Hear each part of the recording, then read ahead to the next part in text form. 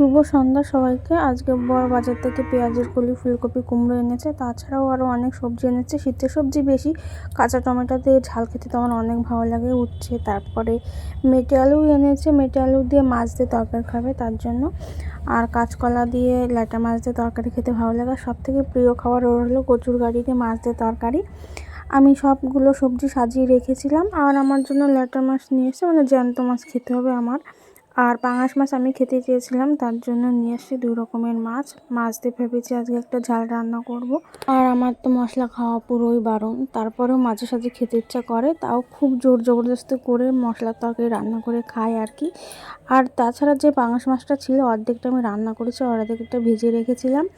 আর রান্না করার পরে এমনটা লাগছে দেখতে দেখতে মনে হচ্ছে অনেক ঝাল, কিন্তু ঝাল না। পাঙাশ মাছ ভাজার পরে অনেকটা তেল হয়েছিল, সেই তেলটা দিয়ে আমি পুরো মাছটা রান্না করেছি। আর উপর দিক দিয়ে গরম মশলা ছড়িয়ে দিয়েছি। আমার কাছে খেতে তো অনেক ভালো লেগেছে।